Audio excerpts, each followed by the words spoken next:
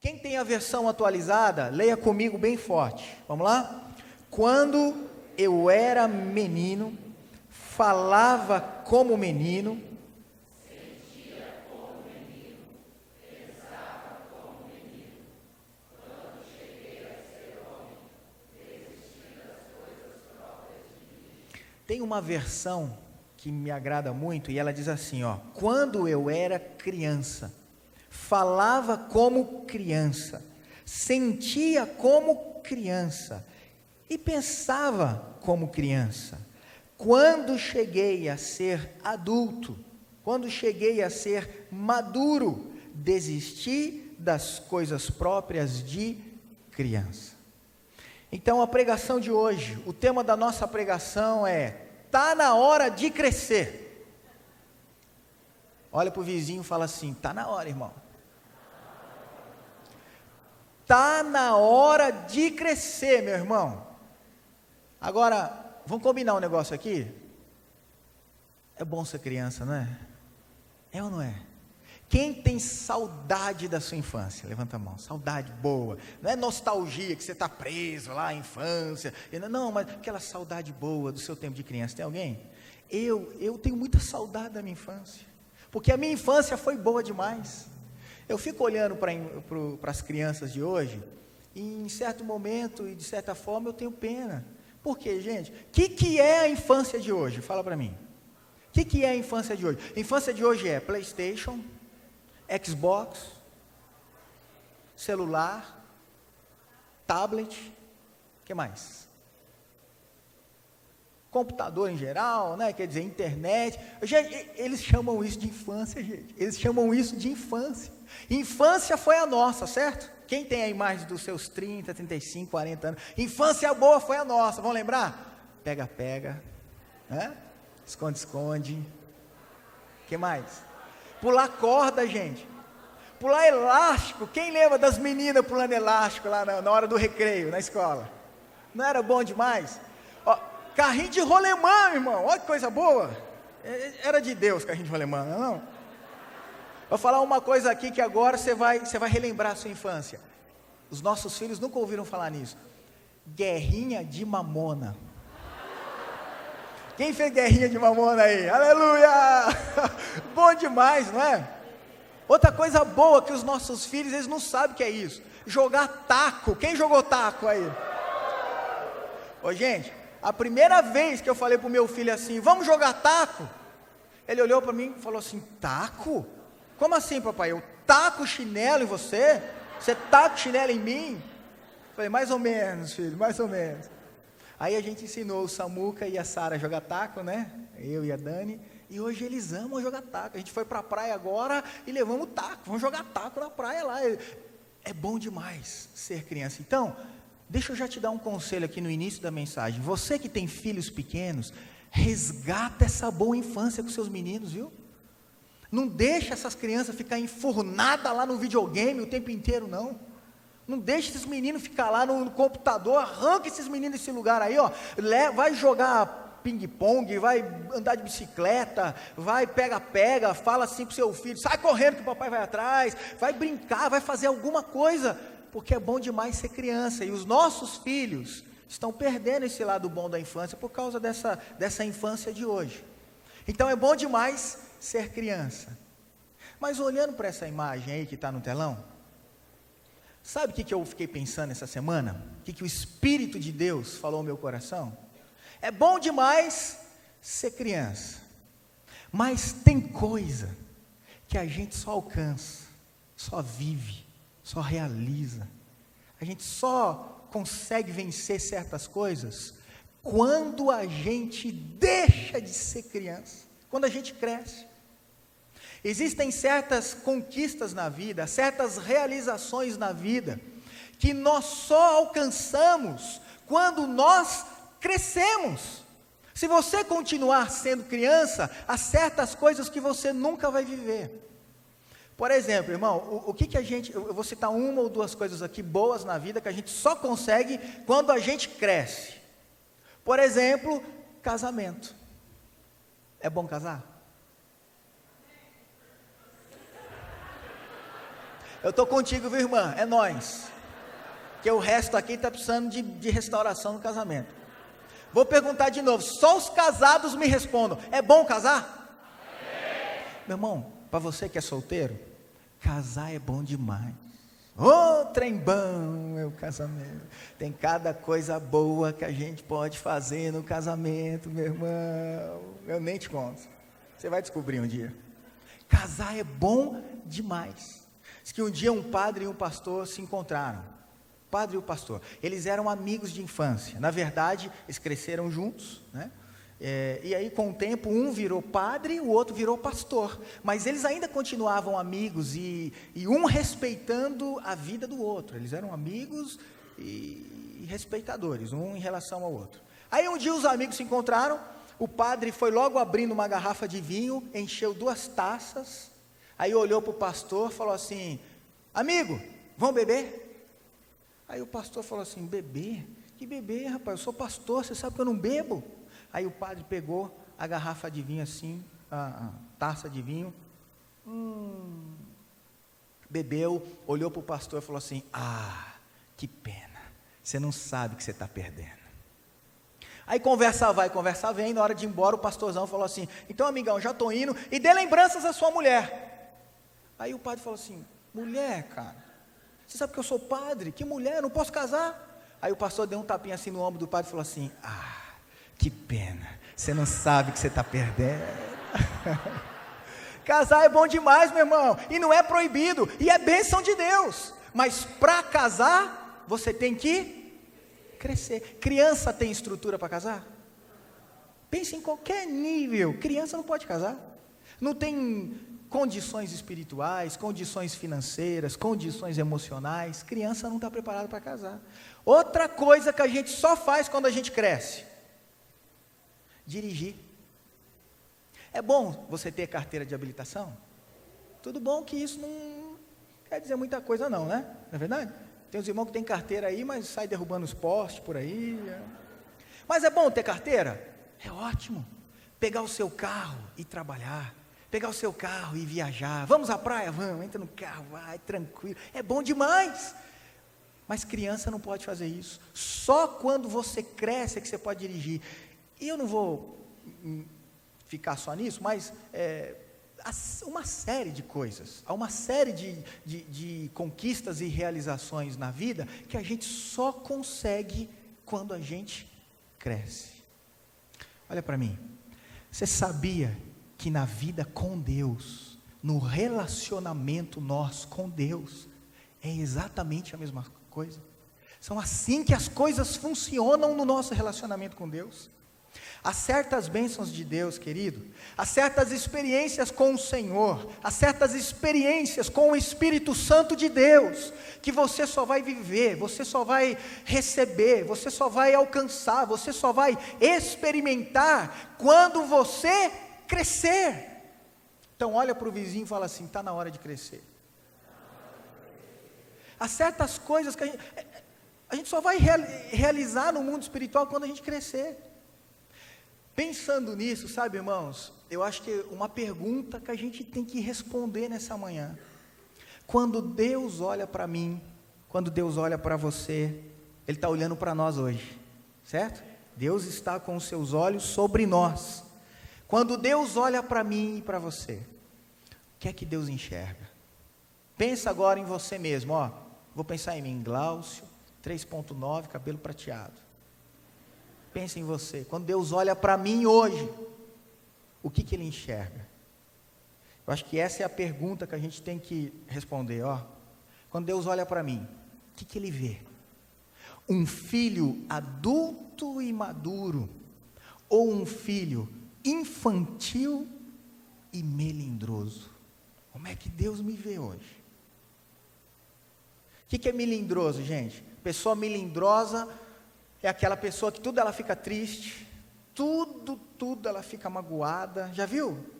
Não tem criança assim? Muitas crianças assim?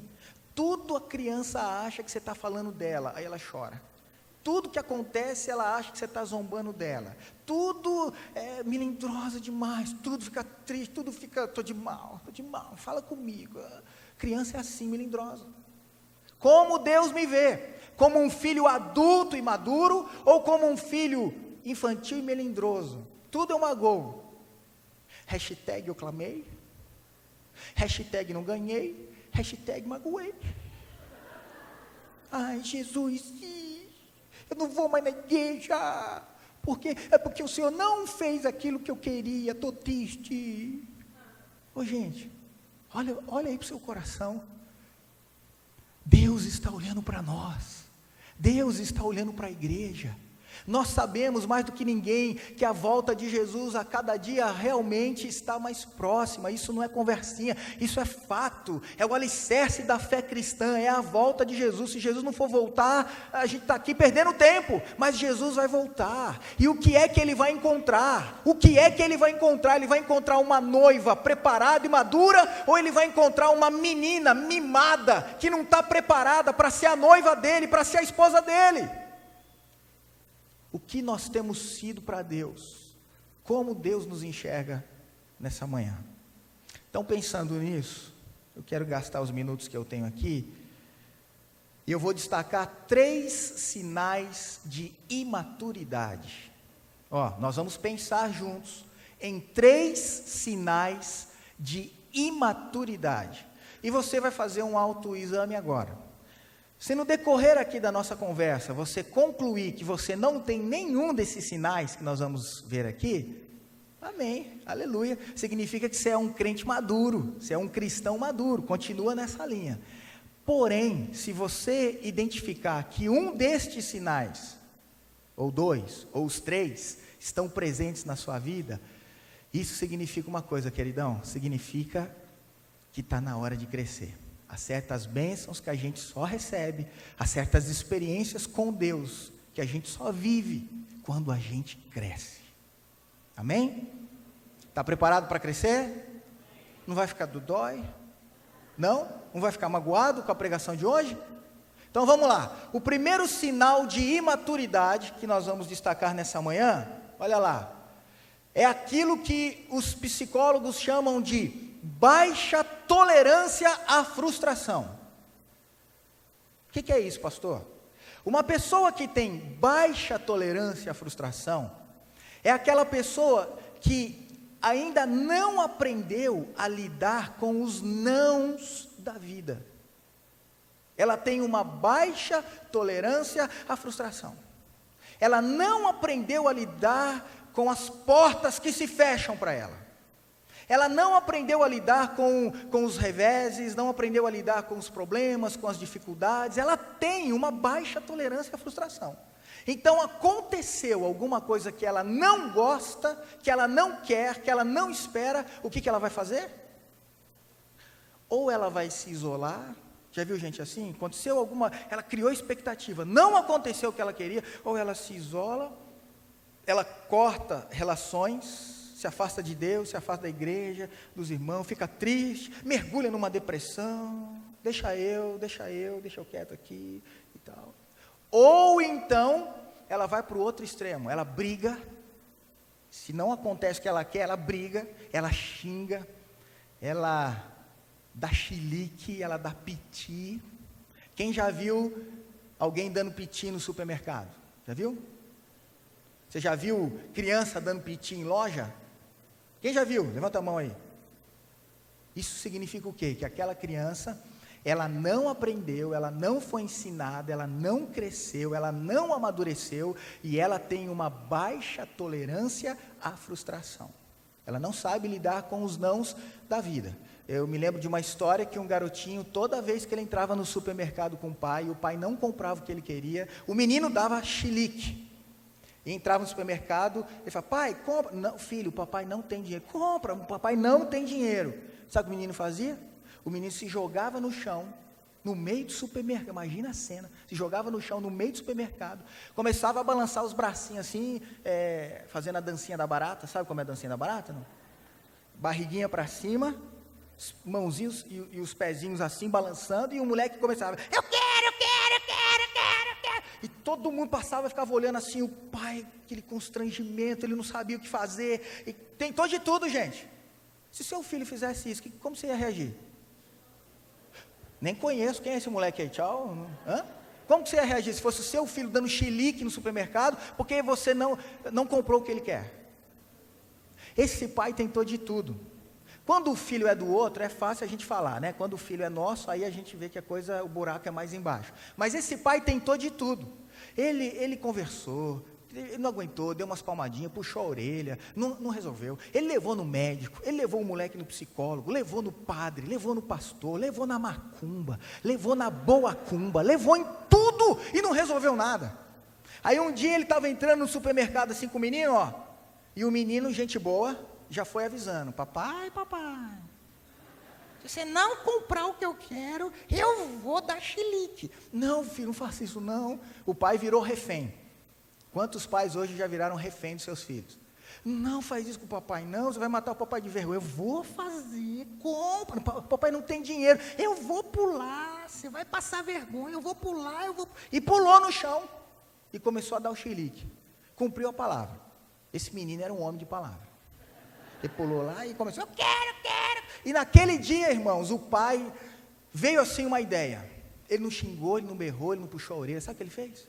O moleque pulou assim no meio do supermercado: eu quero. O pai não pensou duas vezes, pulou do lado dele e começou a gritar: mas eu não tenho dinheiro, não tenho dinheiro.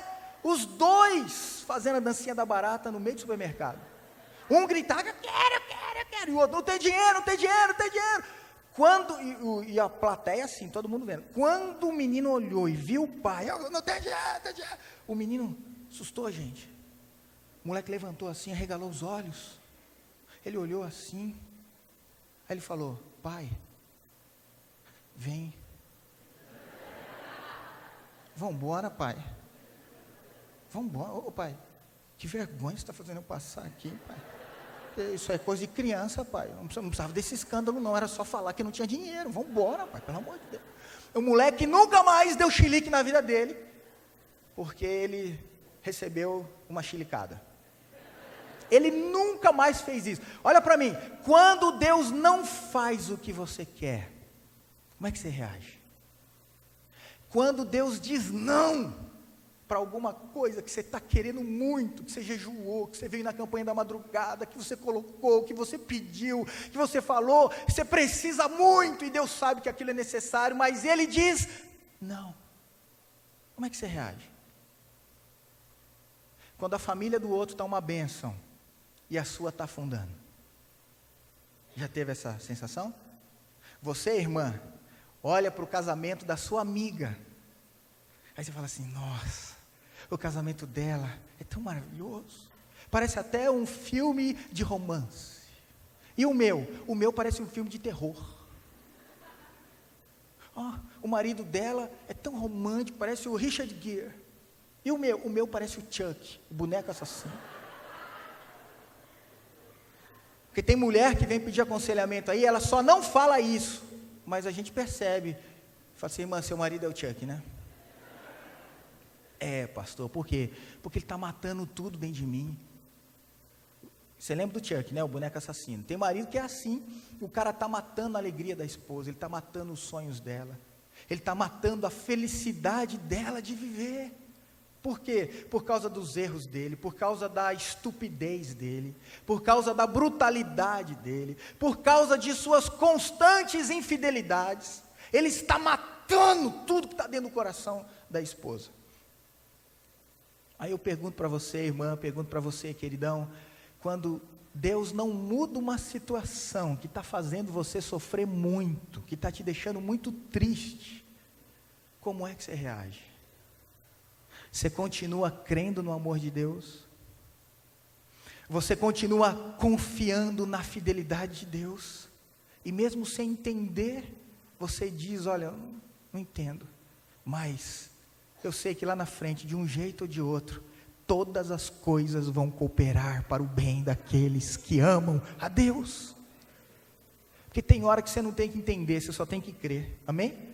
A gente quer entender tudo. O filho nem sempre vai entender tudo que o pai faz, mas se o filho conhecer o pai, tem hora que ele não entende, mas ele confia, ele crê. Eu acredito no amor do meu pai, não entendo as suas atitudes, mas acredito no amor, e o amor dele me basta, o amor dele me sustenta. Quando Deus não faz aquilo que você tanto necessita, você continua confiando no amor dele, ou você dá piti gospel? Para de orar, para de ler a Bíblia, não vem mais para a igreja, se afasta dos irmãos. Como é que você reage? Eu estou perguntando isso para você, porque em 2 Reis, capítulo 5, nós temos a história de uma jovem israelita, que tinha tudo para dar um piti gospel, e para ficar revoltada com Deus, mas ela não ficou. Vamos dar uma olhadinha nesse texto? Abra comigo aí, 2 Reis, capítulo 5, abra sua Bíblia aí, por favor.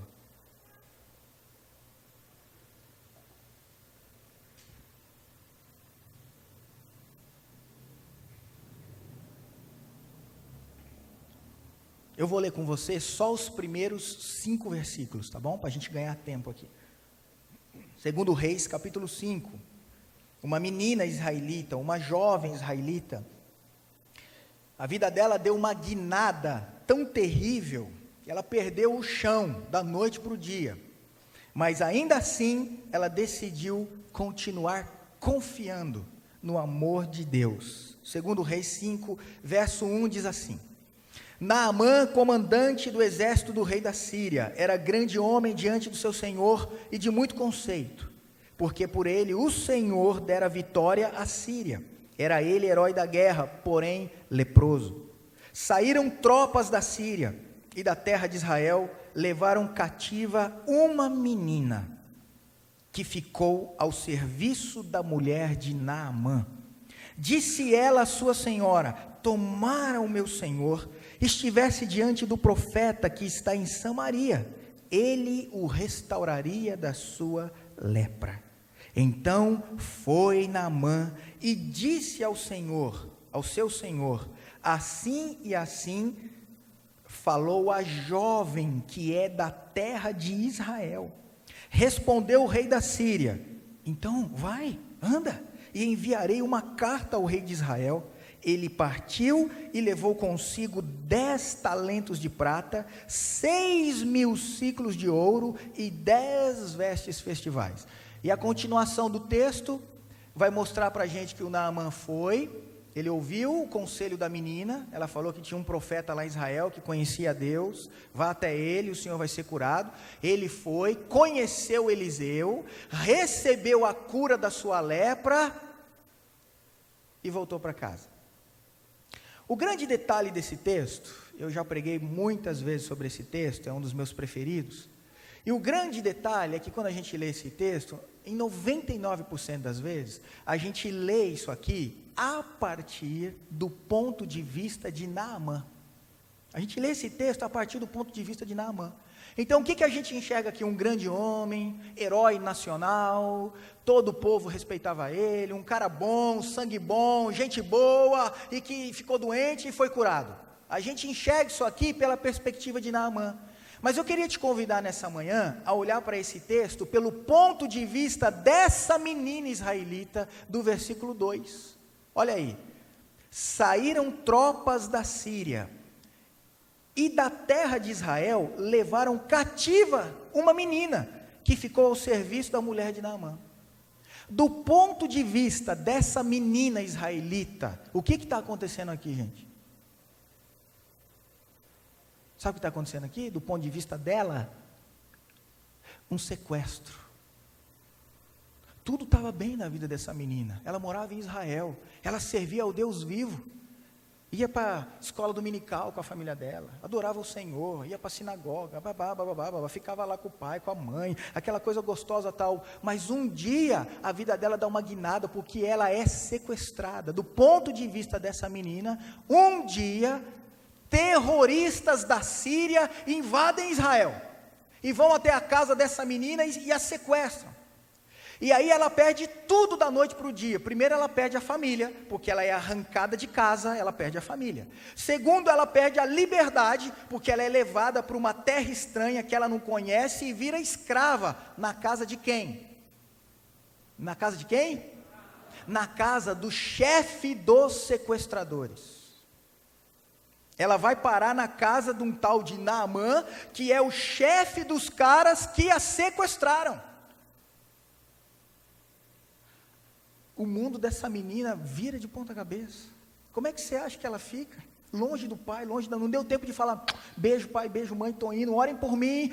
Não deu tempo de fazer nada, foi arrancada, foi sequestrada. Você acha que o coração dela não entrou em crise? Essa menina podia ter ficado revoltado com Deus, não podia, gente? A gente fica por muito menos.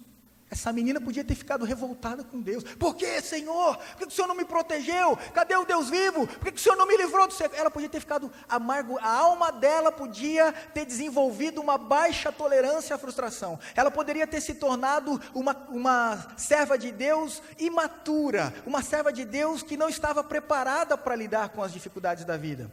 Ela podia ter ficado magoada com Naamã. Agora ela está lá na casa do Naamã. E ela foi falado para ela, agora você vai fazer tudo que a mulher do Naamã falar. Você vai ser a empregada doméstica. E um dia ela está lavando a louça, no outro dia ela está varrendo a casa. E eu fico imaginando essa menina lá na casa do Naamã. Aí um dia, imagino eu, né? Isso não está na Bíblia, mas a gente pode conjecturar. Eu imagino que a menina está lá varrendo a casa. Aí ela segura a vassoura assim. Ela faz assim. Aí ela olha, ela vê o Naamã comendo uva assim, ó. Ela olha, ela fala assim, safado, miserável. Você acabou com a minha vida, né, Naamã? Você me arrancou da minha casa, você me sequestrou. Tudo de mal aconteceu comigo por sua causa. Pô, também bem feito para você, bem feito, porque eu não vou te dar o endereço do profeta de Deus que mora lá em Israel e que pode curar a tua lepra. Eu não vou te dar o endereço do profeta de Deus. Pelo contrário, eu vou orar para essa lepra que está em você pegar na sua família inteira. Tomara, imagino que ela poderia falar isso. Ela varrendo lá, tá tudo bem aí? Tudo bem, patrão, tudo bem. E ela tá, tomara que essa lepra pegue na sua mulher, tomara que pegue no seu filho, na sua filha, no seu cachorro, no seu papagaio. Tomara que essa lepra pegue em todo mundo da sua família, só não pegue na sua sogra. Por quê? Porque é para a lepra te infernizar de um lado e a tua sogra te infernizar do outro. Miséria, você vai morrer aí. Ela não podia ter feito algo assim? Sim ou não, gente? Natural até que ela tivesse uma reação de revolta e de amargura. Mas olha que coisa linda que a Bíblia nos mostra. Depois você lê a história com mais tranquilidade, você vai ver isso. O sequestro não detonou a fé e a doçura no coração dessa menina israelita. Não detonou. Apesar do sequestro sofrido, ela continuou confiando em Deus. Ela estava lá, ela não ficava amaldiçoando Naamã, não. Eu imagino que ela ficava lá clamando pelo Deus vivo de Israel. Apesar do sequestro, ela continuou apontando o caminho para Deus. Existe um profeta lá em Israel que conhece o Deus vivo. Vá até ele, Naamã, e o Senhor será curado. Aí o Naamã ouviu o conselho da menina. Foi curado, foi até o profeta, recebeu a cura. Aí eu pergunto para você, você acha que quando Naamã voltou para casa, ele abençoou essa menina? Porque a Bíblia não nos dá esse detalhe. Mas conhecendo Naamã e conhecendo a história, você acha que quando ele voltou, ele abençoou essa menina? O que você acha? Eu tenho certeza. Como? Pelo texto. Se quando ele foi curado, ele quis dar prata para Eliseu, a continuação do texto fala isso. Ele ficou tão feliz quando ele foi curado, que ele quis dar ouro. Ele tem toda a prata, dá joias, roupas, tudo. Havia um senso de gratidão, um espírito de gratidão no coração dele, que ele queria abençoar o Eliseu. Agora, imagina o que ele não fez quando ele voltou para casa e deu de cara com aquela menina israelita. Ele só foi curado por causa dela. Se ela tivesse ficado com a boquinha fechada, ele nunca conheceria o Eliseu, ele nunca iria para Israel, ele morreria leproso. Por causa daquela menina, ele recebeu a cura da vida dele.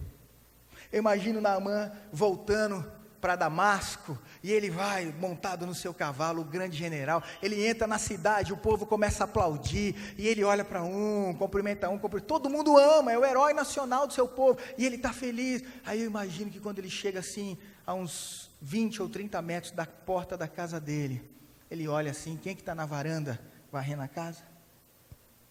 A menina israelita. Não está na Bíblia, viu gente, mas eu imagino isso, que o Naamã desce do cavalo, todo mundo faz silêncio, eu imagino que ele vai andando, a passos lentos, aí quando ele chega na varanda, e ele olha aquela menina, ele abre um sorriso, ele dá um abraço apertado nela, e ele sussurra no ouvido dela, obrigado, muito obrigado, obrigado pelo que você fez, muito obrigado. Imagino ainda que ele tenha feito algo parecido com isso. Imagino que ele deve ter olhado assim e falado assim, eu quero dar uma palavra aqui. Todo mundo fica quietinho, é o grande general que vai falar. Aí todo mundo fica quieto e Naamã fala assim, a partir de hoje, na cidade de Damasco e na nação da Síria, todo mundo que passar por essa menina, vai olhar para ela e vai respeitá-la. Porque a partir de hoje, essa menina não é mais escrava. A partir de hoje, essa menina é minha filha. Será tratada como uma princesa enquanto eu viver. E imagino que essa menina israelita recebeu uma bênção que ela nem sonhava, nem imaginava, nem passava pela cabeça dela. Por quê? Porque há bênçãos que a gente só recebe. Há experiências com Deus que a gente só vai viver quando a gente deixar de ser criança, quando a gente amadurecer, em vez de dar piti, em vez de sair da igreja, em vez de falar mal dos outros, eu vou continuar erguendo as minhas mãos e dizendo, eu não entendo, mas eu confio no Deus vivo, Ele me ama, e o amor dEle me basta, e eu sei que Ele vai me sustentar, e eu sei que lá na frente, de um jeito ou de outro, todas as coisas vão cooperar para o bem daqueles que amam a Deus, e eu amo ao Senhor, e Ele sabe disso. Quando a gente tem essa postura de vida, quando a gente tem essa postura diante das dificuldades, a gente cresce diante de Deus. Para pensar, quantas vezes em 2014, a gente quer sempre ver o lado bom da coisa, mas vamos ser realistas, irmãos, quantas bênçãos que eu e você deixamos de receber em 2014, nós fomos abençoados, aleluia, mas quantas bênçãos que era para você receber, e você não recebeu, e eu também não. Por quê? Porque a gente agiu como menino. Quando aconteceu algo que a gente não queria, o que a gente fez? A gente meio que esfriou na fé, parou de orar, deu uma afastada aqui da igreja. Alguns até falam assim, vou entregar aqui os ministérios, está tudo ruim na minha vida, toma aí meu cargo, pastor, toma aí, quero mais nada não.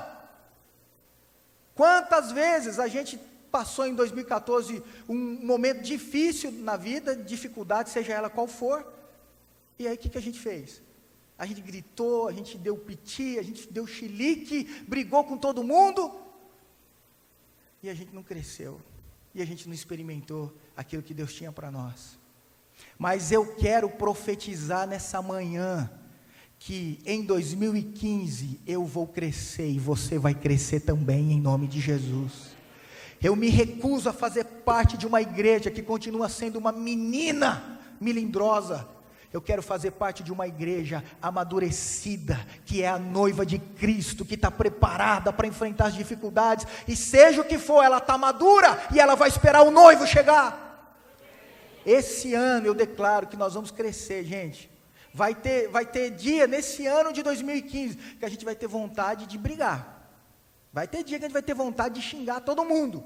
Vai ter dia que eu e você vamos ter vontade nesse ano, sabe do quê? De chutar o balde. Falar assim, vou largar tudo, nada resolve para mim. Mas nessa hora, você vai lembrar dessa menina israelita que sofreu um sequestro. Você vai falar assim, eu vou fazer igual essa menina. Eu vou levantar as mãos para o alto e eu vou dizer, eu confio no Deus vivo.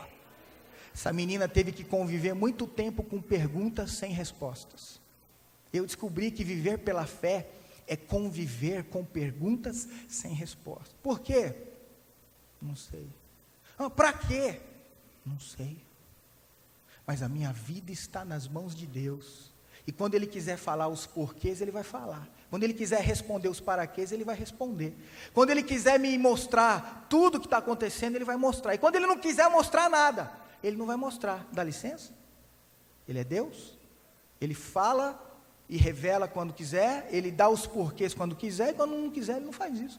Mas eu continuo confiando no amor desse Pai que cuida de nós, e que mesmo quando a gente não enxerga, a gente sabe que Ele é o soberano, Ele é que conduz, Ele tem tudo nas suas mãos. Então olha para o seu vizinho e fala assim: vamos crescer? De verdade, quem está entendendo o que eu estou falando aqui hoje? Crescer, gente, crescer no relacionamento com Deus, crescer na hora das dificuldades. Não adianta você ouvir tudo isso daqui, aí saiu ali fora, alguém te tratou mal, aí você já começa a xingar a pessoa, você já começa a falar para outro, o que fulano falou para mim, ele não tem direito, espera aí, vamos crescer, isso é coisa de criança, é coisa de menino, vamos amadurecer. Há bênçãos que a gente só recebe, há experiências que a gente só tem com Deus, quando a gente cresce. O segundo sinal de imaturidade que a gente precisa vencer, então esse aí é o primeiro, nem vou pedir para você levantar a mão, mas será que você teve baixa tolerância à frustração em 2014?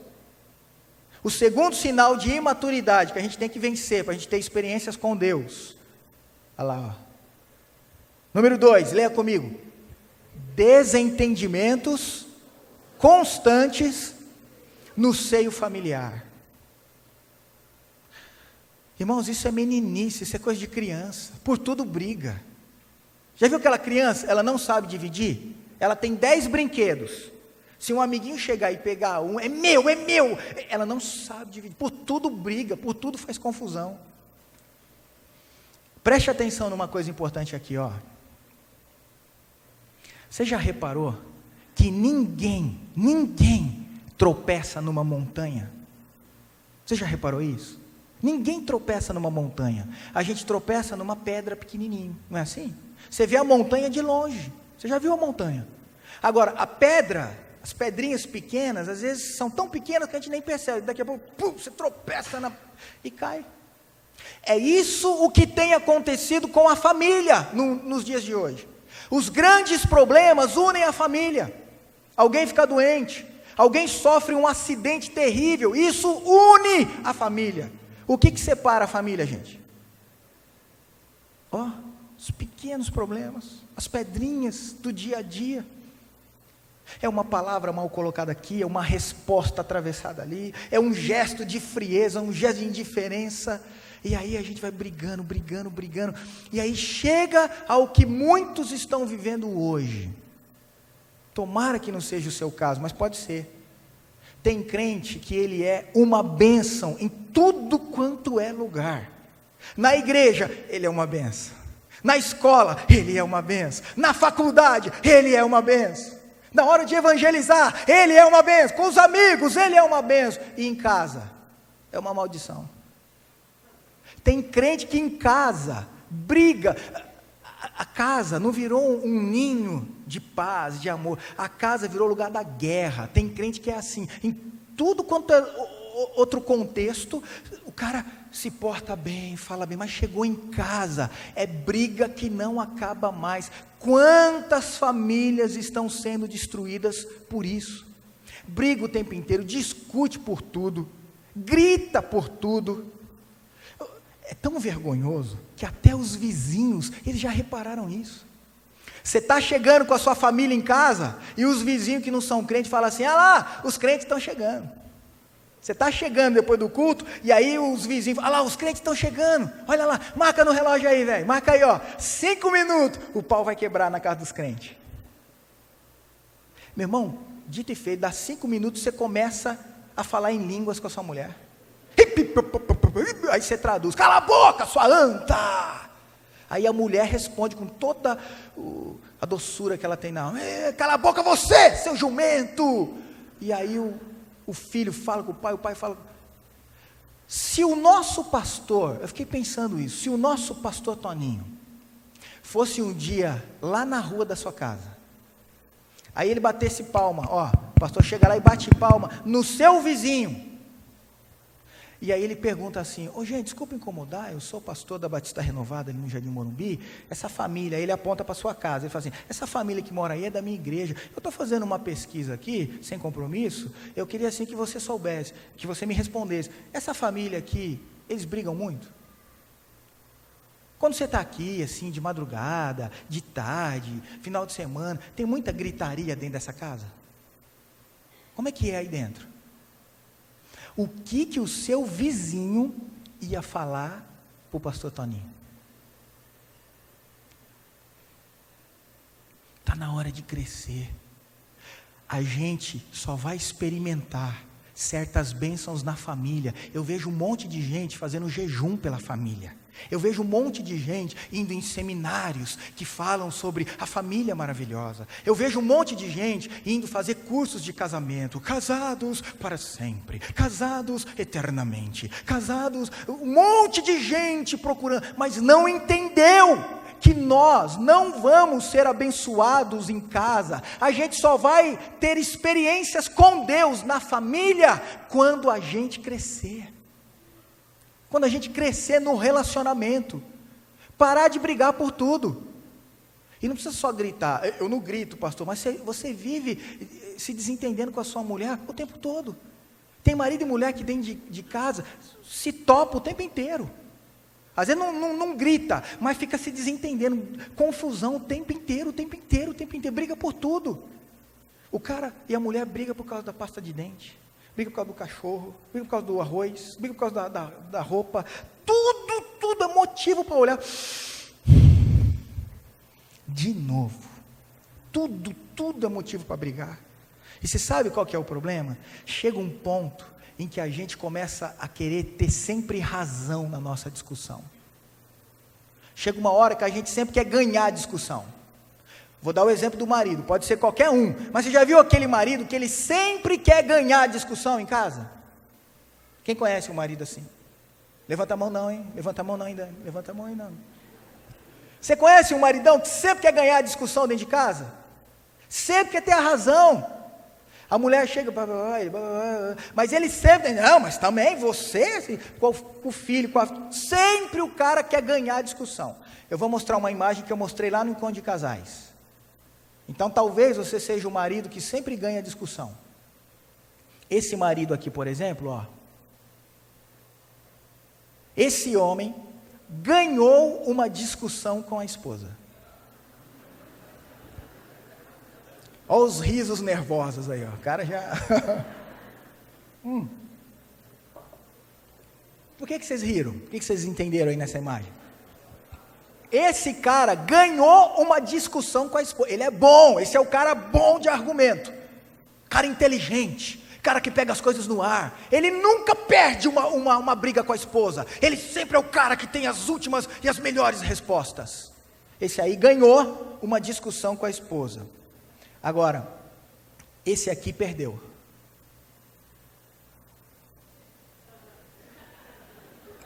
Esse aí perdeu a discussão. O que ganhou, olha como é que ele foi dormir. O que perdeu a discussão com a esposa, olha como é que ele foi dormir. Aí isso aqui vocês não riram, né, gente? Quando a gente olha essa imagem aí, a pergunta é a seguinte: eu estou ganhando ou eu estou perdendo as discussões dentro da minha casa? Porque às vezes a gente está ganhando as discussões, mas a gente está perdendo o mais importante. Eu ganho a discussão e eu vou perdendo progressivamente o amor da minha vida.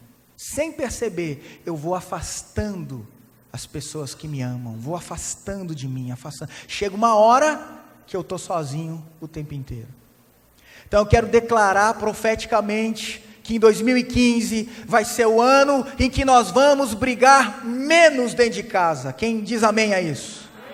Menos briga dentro de casa. Ah, mas se o outro quiser ganhar, deixa ele ganhar todas as brigas. Você agora não vai mais falar com ele, você vai falar com Deus, você vai colocar diante de Deus, e você vai dar o seu melhor para a sua família.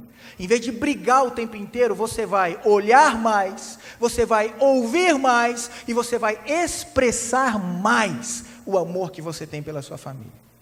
Fala comigo, ó, olhar mais, ouvir mais, e expressar mais.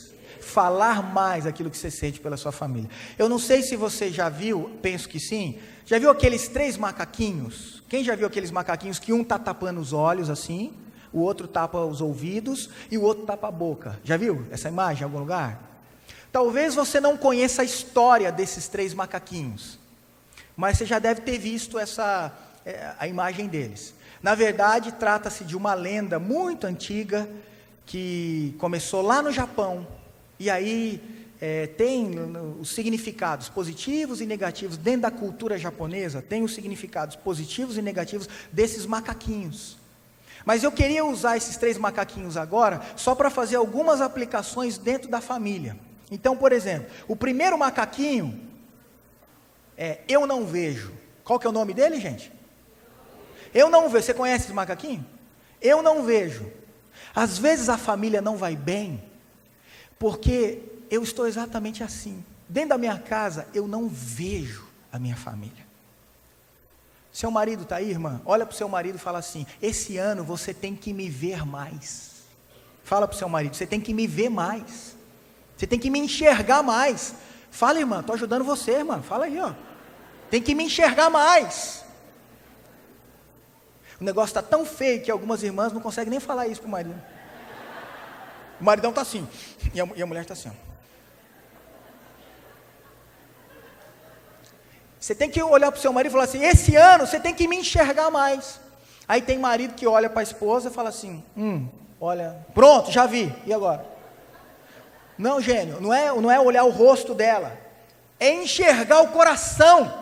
Tem marido e mulher que se topa o dia inteiro dentro de casa, vai para o quarto, vai para a sala, vai para a cozinha, mas um só enxerga o rosto do outro, não consegue enxergar o que está no coração, não consegue enxergar a alegria, não consegue enxergar a dor, não consegue enxergar a tristeza, a ansiedade. Eu tenho que ver mais. Às vezes a minha família não vai bem, porque eu não estou enxergando o que está acontecendo com a minha família. Aí um dia a esposa marca um aconselhamento com o pastor, aí vem a família toda, aí o marido fala: mas por que você não me falou bem, que a situação estava nesse ponto? Aí a mulher falou: eu tentei 10 vezes, mas você nunca tinha tempo, você não enxerga, tem que ver mais. Esse ano eu tenho que abrir os olhos, eu tenho que olhar mais a minha família, olhar mais. O segundo macaquinho, o nome dele é não escuto. Qual que é o nome dele? Não escuto. Às vezes a família vai mal, por exemplo, porque a gente não escuta os filhos. Por exemplo, nessas férias eu fiz o exercício de ouvir mais os meus filhos, de modo proposital. Eu falei: eu vou ouvir mais os meus filhos. Eu passei 2 semanas em Ubatuba, estou apertado, não deu para fazer uma viagem para longe, fiz uma hospedagem econômica. Eu fiquei hospedado na pensão da Dona Yara. Já ouviu falar, não? Dona Yara é minha sogra, viu, gente? Hospedagem econômica, foi bom demais. Comemos miojo lá, comemos umas coisas boas, foi bom, gostoso demais. Embora até eu falei para a Dani, né? Eu falei: amor, agora não deu para viajar para longe, está um pouco apertado, mas eu falei isso para ela, eu falei: foram uma das melhores férias da minha vida. Por quê? Porque as outras não foram boas, as outras foram ótimas, mas nessa eu fiz um exercício de me aproximar mais da minha família, curti mais a minha mulher, curti mais os meus meninos, os meus filhos. Vou falar só um dia a gente estava lá, a gente estava na praia, a gente foi andar de esqui-banana. Quem já andou de esqui-banana? Tem coragem, não? Aí a Dani falou: ai, amor, eu não quero ir hoje. Eu ia falar: eu também não vou. Mas aí a Sara e o Samuel: papai, vamos papai. Puxa, né? E sempre eu falava não, sempre. Aí ele já estava: tá bom, tudo bem. Aí eu falei: eu vou escutar, eu vou ouvir mais os meus filhos. Vamos andar de esqui-banana então. Aí fomos, a Dani ficou lá em oração, e aí nós subimos, você já andou de esqui banana? Aí botamos os coletes salva-vidas assim, fomos, acho que tinha umas 20 pessoas que foi no esqui banana, um monte de gente, o cara ligou a lancha, acelerou o motor, e o cara pegou a lancha e levou a gente lá para o meio do mar, gente. Aí quando chegou lá no meio, eu falei, agora ele vai fazer uma meia volta e nós vamos para a praia. Ele chegou lá no meio, desligou o motor, falou assim, pula aí, cambada. O povo começou, estava todo mundo de colete salva-vida, o povo começou a pular. Aí eu pulei. Aí a Sara pulou, o Samuca pulou, todo mundo de colete salva-vidas. Aí a gente começou a conversar, a gente perguntou lá para o cara, quantos metros tem de profundidade aí? Aí o cara falou, em torno de uns 15, 20 metros de profundidade. 15, 20 metros de profundidade. Não dava nem para enxergar a praia, estava longe mesmo. Eu sou corajoso demais, sabe, gente? Sou corajoso demais. Eu estava assim, comecei a nadar ali, todo mundo ali de colete, nadando naquelas, e eu fiquei olhando assim para um lado, para o outro, aquelas águas mais profundas, né, 20 metros de profundidade, aquelas águas geladas, eu fiquei olhando para um lado, olhando para o outro assim, veio uma musiquinha na minha cabeça. Tan, tan. Verdade, mano. Tan, tan. Eu olhava assim para o lado. Tan, tan, tan, tan, tan, tan, tan, tan, tan, tan. Nessa hora, o Samuelzinho vem nadando assim, com o coletinho dele, perto de mim e fala assim, papai, oi filho, por dentro estava morrendo de medo do tubarão, mas por dentro estava assim, oi filhão, fala aí, tá gostoso aqui, aleluia. Aí ele veio e falou, papai, aqui é fundo, né? É filho, é fundo sim. Papai, aqui pode vir tubarão, né papai? Irmão, não sei se eu estava com a musiquinha na cabeça, tan, tan, tan, tan, tan, tan, tan, tan, tan. Aquela coisa, que quando ele falou tubarão, eu falei, onde? Calma Samuel, calma. Ele olhou para mim e falou, eu estou calmo papai. Eu falei, fica calmo filho, calmo, porque aqui nas águas de Ubatuba nunca apareceu o tubarão. Ele ficou olhando assim, ele falou, nunca apareceu né papai? Mas pode aparecer. E pode ser hoje. Aí eu falei assim, Samuca, vamos subir no esqui banana? Perdi vontade de nadar, filho, vamos subir no esqui banana. E a gente subiu, ficou brincando lá. Eu me aproximei muito dos meus filhos, foi muito gostoso. Teve um dia que a Dani ficou em casa com a mãe dela, aí eu falei com a Sara e com o Samuca, vamos passear. Aí nós fomos tomar sorvete. A gente comprou sorvete, sentou assim na calçada, de frente para o mar, a gente olhando o mar assim, bonito. Tem um bairro lá em Ubatuba que se chama Itaguá. A gente sentou assim na calçada do Itaguá e ficamos olhando o mar, aqueles barquinhos lindos, tomando sorvete. Eu olhei para lambendo sorvete, ninguém queria conversa comigo. Eu falei, Senhor, eu preciso ganhar o coração desses meninos. Eu falei, vamos fazer uma brincadeira. A Sara está aqui, né, Sara? Ela lembra disso. Vamos fazer uma brincadeira. O papai vai falar uma letra, e vocês vão ter que falar uma coisa boa do papai com essa letra. Tá bom? Tá bom, papai, tá bom. Aí eu falei assim, letra L. Aí a Sara, inteligente como ela é, né? Ela rápido já falou assim, olhou para mim, ela tem inteligência cognitiva e inteligência emocional, porque ela já olhou para mim e falou assim, com a letra L? Papai, lindo. Aí eu já abro, ai filha, obrigado, quer mais um sorvete? Obrigado, filho. Ela falou o que eu quis ouvir, certo? Inteligência emocional, já abraçou, aí passou uns 5 minutos, ela falou assim, lindo e legal. Filha, obrigado. E o Samuel nada. Aí eu olhei e falei assim, né Sara, falei assim, filho, qual que é mano? Sua irmã já falou 2 coisas boas que o papai é, você não vai falar nenhuma não? Aí o Samuel já nessa, papai, com a letra L? Filho, com a letra L. Papai, não fica bravo, papai. Não fica nervoso, papai. Mas com a letra L, você é limão. Eu falei assim, explica, como assim, limão? Ele falou, papai, tem hora que você é azedo igual limão. Irmãos, se fosse em outros tempos, sabe o que eu ia fazer? Eu já ia tesourar um moleque, eu já ia falar assim, fica quieto, que negócio é esse? Respeite seu pai, menino, o que é isso aí, meu irmão? já ia tesourar o menino e já ia mudar de assunto e tal. Mas naquele momento, o Espírito, por isso que eu falo para você que às vezes a gente cria, né? O Espírito Santo vai falar comigo, tem que aparecer um anjo, e caiu uma folha, e a porta abriu, um vento, o Espírito Santo chegou. Não, pode ser assim, mas muitas vezes, coisas pequenas, o Espírito Santo está falando e você não está ouvindo. Naquele momento o Espírito Santo falou assim: ouça o seu filho. Aí eu tirei as mãos dos meus ouvidos e comecei a ouvir o meu filho. E aí o Samuca começou a falar: papai, às vezes você é tão bravo, papai. Ô papai, às vezes você fica nervoso demais, qualquer coisa, pai. E começou a falar, e foi falando. E aí eu percebi que algumas coisas que para mim são banais, insignificantes, para ele tinha um significado tão, na nossa relação, aquilo que acontecia tinha um significado tão importante.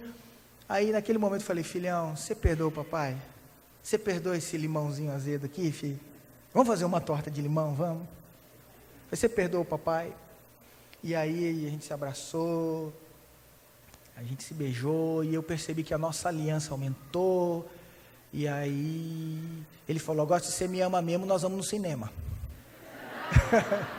Aí nós fomos no cinema assistir. O que foi, Sara, que a gente foi ver aquele dia lá? Pinguins 3. Aí nós fomos lá ver os pinguins lá. Mas eu me aproximei, eu fiz esse exercício, eu não esperei deles. Eu tirei as mãos dos meus olhos, eu tirei as mãos dos meus ouvidos, eu falei: eu vou olhar mais, eu vou escutar mais. Talvez o que está faltando lá na sua casa é você fazer esse exercício.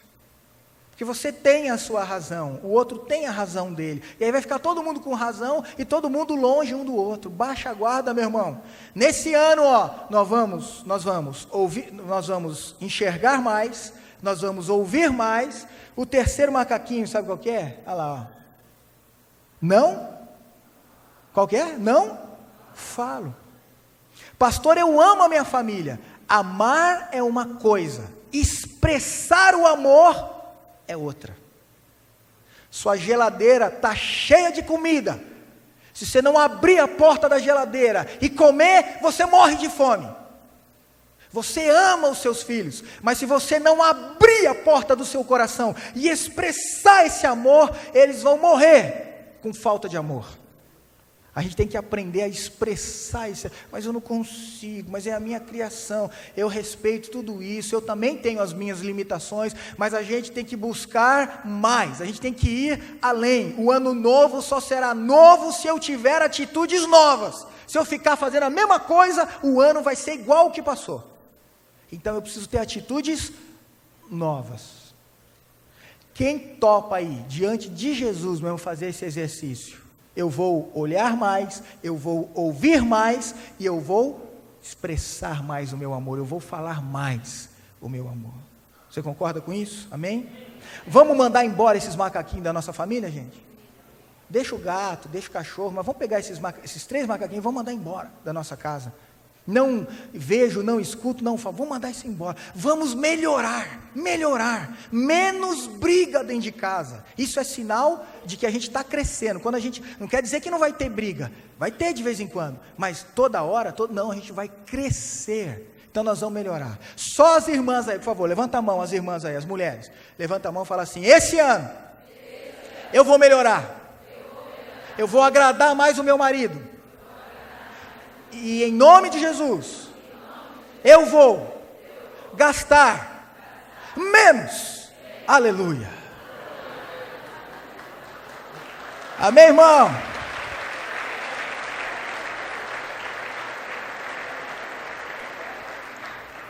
Agora os homens, levantem as mãos bem alto.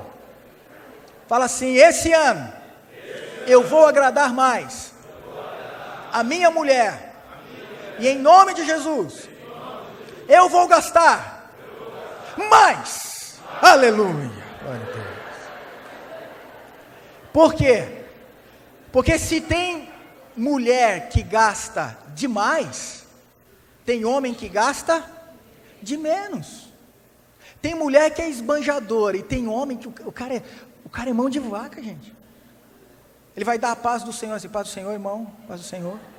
A esposa, tchau, vai com Deus, amor, vai com Deus. Ó, o cara é mão de vaca, o cara não gasta nada, o cara não investe nada. Misericórdia, Senhor, né? O cara não gasta nada, não investe nada na família. Tudo bem que às vezes a gente não pode gastar porque a gente está com dificuldade, mas tem jeito de você, por exemplo, há quantos anos você não faz uma viagem com a sua família? Eu fiquei feliz, muito feliz, que tem um grupo de diáconos, olha que coisa boa, um grupo de presbíteros aqui da igreja, de irmãos aqui, eles fizeram uma caravana, eles vão para, onde quer que vocês vão, gente? Fortaleza. Olha que legal, acho que vai um grupo de uns 15, 20 pessoas aqui da igreja. Semana que vem eles vão para Fortaleza. Ó, que bênção, gente. Amém, irmãos? Amém. Bênção demais. Vão viajar, investiram, se prepararam. Precisamos ter um tempo com a família. A gente tem que estar junto lá. A gente vão passar uma semana curtindo. Maravilha, ó, nota 10. E talvez você precisa se preparar nesse ano para fazer alguma coisa assim. Você vai ter um ano inteiro para se preparar, para planejar, para você tirar férias com a sua família, para você ter um tempo maior. Mas tem marido que fala assim, eu não gasto, tem que economizar, tem que economizar. Eu já falei às vezes numa outra mensagem algum tempo atrás, que o cara economiza tanto, tanto, e bota lá no banco, e vai guardando dinheiro, e ele não gasta. Aí um dia, sabe o que acontece? Você morre. Aí sabe o que vai acontecer? Sua mulher vai casar com um cara, vai casar de novo. E provavelmente ela vai casar com um cara mais bonito do que você. Amém, irmã? Está amarrado, fala amém não, irmã, o que é isso? Aí o que vai acontecer? O bonitão, porque ela vai casar com um cara mais bonito que o seu, o bonitão, ó, você está lá no céu, aleluia, com os anjos, é bênção demais também. Mas o Senhor vai enxugar dos teus olhos toda a lágrima, você não vai ver o que está acontecendo aqui na terra. O Senhor vai apagar tudo o que vai te entristecer, você não vai ver. Mas aí já pensou, sei lá no céu, sua mulher aqui na terra, com um bonitão. Aí o bonitão vai aproveitar a vida com a sua mulher, usando o dinheiro que você deixou lá no banco, porque você era miserável, mão de vaca, que não gastava nada com a sua mulher. Então esse ano, não é para você virar um esbanjador não, mas faça isso esse ano nós vamos passear um pouco mais. Esse ano nós vamos curtir um pouquinho a vida, a gente vai estar junto, a gente vai aproveitar a vida, porque é muito inocência da nossa parte achar que você vai morrer e sua mulher não vai casar de novo, né, meu irmão? Não é não? Sabe por quê, gente? Porque eu não quero assustar você, mas é a verdade. Por exemplo, se você morrer hoje, a sua mulher vai chorar um dia, não vai? Rios de lágrimas, ela não vai chorar? Ela te ama, ela vai chorar uma semana. Ela te ama demais, ela vai chorar um mês. Ela te ama assim de paixão, então ela vai chorar um ano. Se ela for apaixonada por você mesmo, fora assim da normalidade, ela vai chorar 2 anos. Mas a psicologia diz que depois de 2 anos, passa o luto.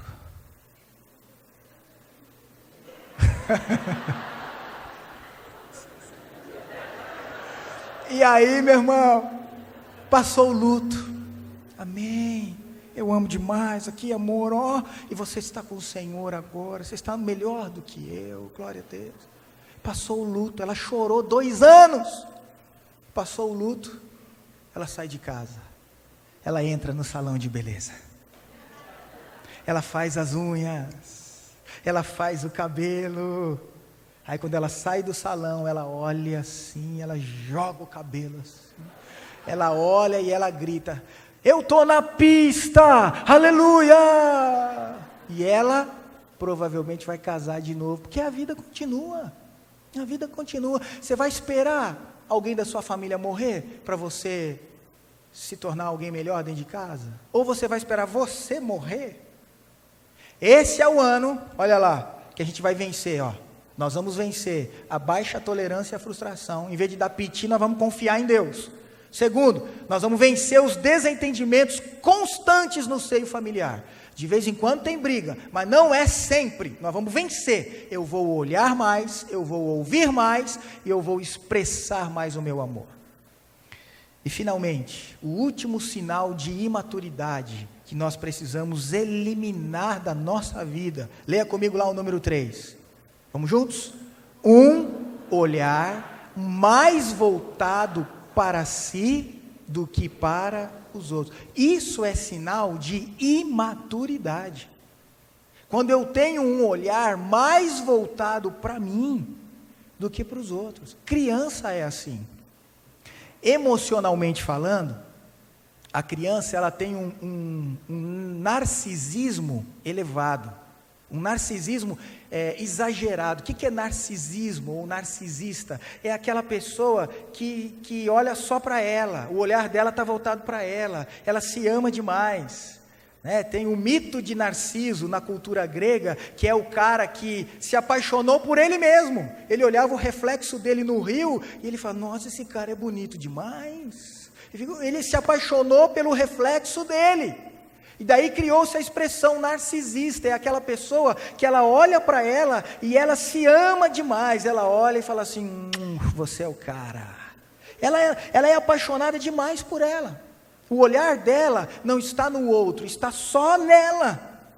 A criança é assim, a criança acha que tudo gira em torno dela, papai e mamãe só existe por causa dela, tudo, ela é o centro de tudo, mas aí a criança vai crescendo, ela vai amadurecendo, e aí diminui o narcisismo dela, porque ela amadurece emocionalmente, e aí o olhar dela se volta um pouco para o outro, ela deixa de olhar tanto para ela começa a perceber o valor que o outro tem.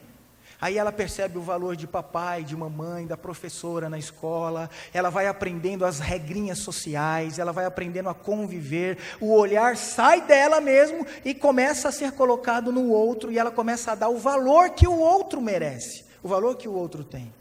Isso é crescimento, a gente cresce emocionalmente. Mas eu tenho a impressão que o mundo de hoje, a sociedade de hoje, ela está retrocedendo. Parece que os adultos, ao invés de diminuir o narcisismo, está aumentando o narcisismo. E o cara, ao invés de olhar para o outro, ele está com o olhar voltado só para ele. Ele só pensa nele, o olhar está nele, não está no outro. Não é à toa que uma das palavras mais utilizadas em 2014 foi a palavra selfie. O que é a selfie? Tem uma explicação, mas para a gente resumir aqui, selfie hoje, com os smartphones, com a internet, com o mundo virtual, selfie virou o quê? Selfie é a ideia do autorretrato, não é? Você tira a foto de você mesmo, então você está... Quem nunca tirou uma selfie que atire a primeira pedra? Todo mundo tira selfie. Mas eu não estou falando que é pecado tirar selfie. Nossa, o pastor falou que é pecado, quem tira selfie vai para o inferno. Não é nada disso. Pode tirar sua selfie lá, meu irmão, feliz da vida. Mas o que eu estou dizendo para você é que a selfie, ela denuncia o quê? Ela denuncia um padrão comportamental do nosso tempo. Qual que é o padrão comportamental? O comportamento denuncia uma atitude do coração. Tive um professor que ele falava assim, não há segredos da alma que o comportamento não revele. Não há segredos da alma que o comportamento não revele. E a selfie, pelo fato, pastor, mas uma foto é só uma foto. Eu penso assim também, eu acho que às vezes uma foto é só uma foto. Mas a ideia da selfie virou febre. Então, denuncia um padrão na sociedade, um padrão de comportamento. Qual é o padrão? De que o meu olhar está voltado para mim. Eu sou o centro. Tem até um amigo aqui do lado, mas eu até... Vamos fazer outra, essa aqui não ficou boa não, porque cortou você assim, então você quer... Não, peraí, a selfie é o meu olhar voltado para mim. Essa aqui não ficou boa, todo mundo ficou bem, mas você ficou estranho na foto, vamos apagar, vamos fazer outra aqui, por favor, porque o meu olhar, eu tenho que ficar bem, o meu olhar está voltado para mim. Até tem alguém aqui atrás de mim e tal, mas quem está aqui em primeiro plano? O meu olhar está voltado para mim. Essa é a ideia. Apenas um exemplo para mostrar qual é a mentalidade do mundo hoje. Eu queria dizer para você que o Evangelho de Jesus não é o Evangelho selfie. O Evangelho de Jesus é o Evangelho do outro. Eu tiro os olhos dos meus problemas e eu coloco nos problemas dos outros. Eu tiro os olhos das minhas necessidades e eu coloco nas necessidades do outro. Eu tiro os olhos, pelo menos uma vez, da minha dor, e eu coloco os olhos na dor do outro. E quando eu faço isso, eu cresço diante de Deus. E quando você cuida do outro, você é cuidado por Deus. Você lembra que Jesus falou aquele texto? Vai chegar gente lá no céu, e tem um lado ruim, mas vamos falar só do lado bom lá, que Jesus vai olhar para a pessoa, e a pessoa vai falar assim: Senhor, quando foi que nós te vimos nu e nós te vestimos? Quando foi que o Senhor estava enfermo e nós fomos lá te visitar? Quando foi que o Senhor estava com necessidade e nós te ajudamos? Porque Jesus vai falar assim: eu estava nu e me vestistes, eu estava enfermo e fostes me visitar. E a gente vai falar assim: mas quando que eu fiz isso? Jesus vai falar assim: quando você fez a qualquer um das minhas ovelhinhas, a qualquer um dos meus pequeninos, e aí não é criança que Jesus está falando, mas são as ovelhinhas dele, são os pequeninos que fazem parte do reino dele. Quando você ajudou a qualquer um destes pequeninos, Jesus disse: era a mim que você estava ajudando. Irmãos, vamos crescer. Batista Renovada tem que remar contra a correnteza. A maioria aí das instituições eclesiásticas estão fazendo o quê? Pregando um evangelho selfie. Eu venho para a igreja para receber a minha bênção, a minha cura, a minha, eu. E Jesus, o evangelho de Jesus é outro. Vamos olhar para o outro. Quando você tira o seu olhar de você e coloca no outro, você se parece com Jesus, porque quando Ele veio, Ele tirou o olhar dele, Ele colocou o olhar dele em nós, e quando nós fazemos isso, nós agradamos o coração de Deus, como Jesus agradou o coração de Deus, e aí nós caímos na graça do Pai. Eu quero encerrar minha palavra nessa manhã então, dizendo, 3 sinais de imaturidade que precisamos eliminar da nossa vida. Os 3 aí que nós já estudamos. Baixa tolerância à frustração. Quais desses sinais, olha no telão lá, quais desses sinais você ainda tem evidenciado em sua vida? O que é que você tem que vencer desses 3 aí? Baixa tolerância à frustração. Vou parar de dar piti e eu vou confiar mais em Deus. Menos briga e mais amor dentro de casa. Um olhar mais voltado para mim do que para o outro. Eu vou mudar isso, eu vou começar a olhar mais para o outro, eu vou crescer. E aí, a nossa conclusão: há bênçãos que só receberemos se crescermos. Então fala para o seu vizinho: está na hora de crescer. Amém, queridos? Vamos amadurecer como povo de Deus nesse ano? Vamos fazer diferente, para que nós venhamos a experimentar bênçãos diferentes? Você quer crescer? Então fique em pé no seu lugar, nós vamos fazer uma oração agora, em nome de Jesus. Glória a Deus. Pessoal do louvor, pode vir aqui, vamos concluir com uma canção?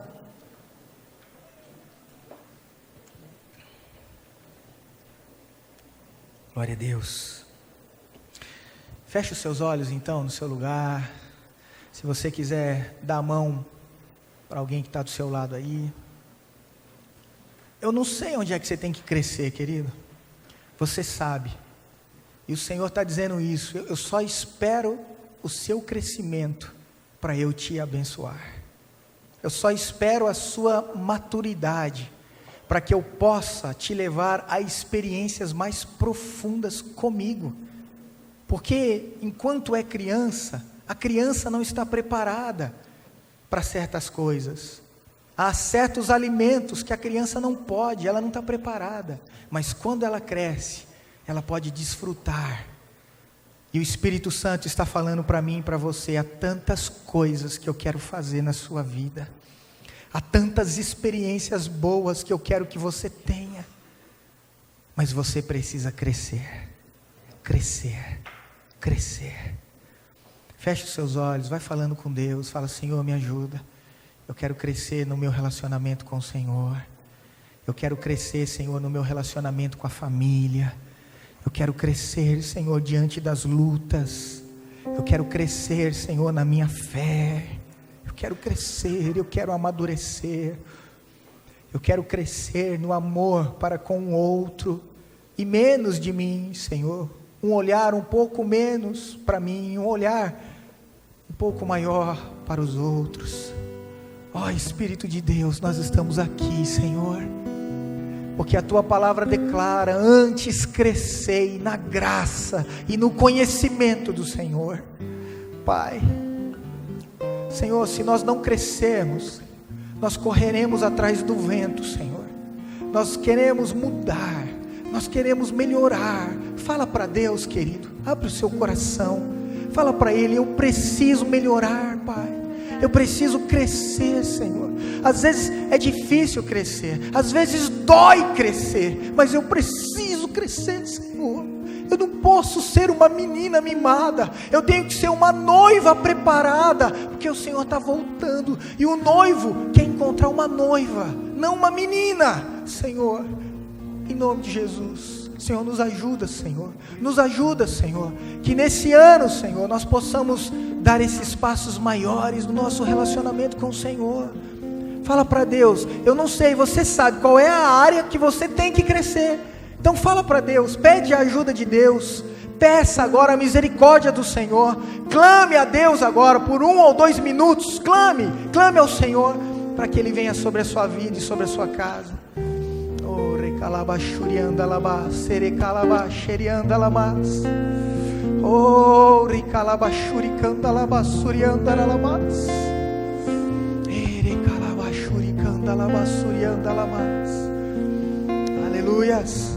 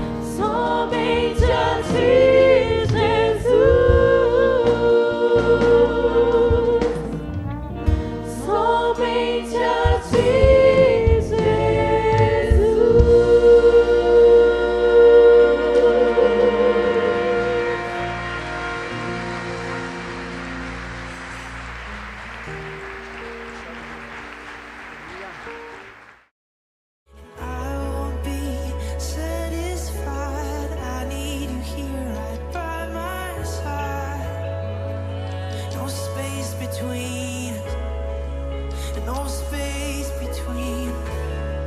I'm so sad.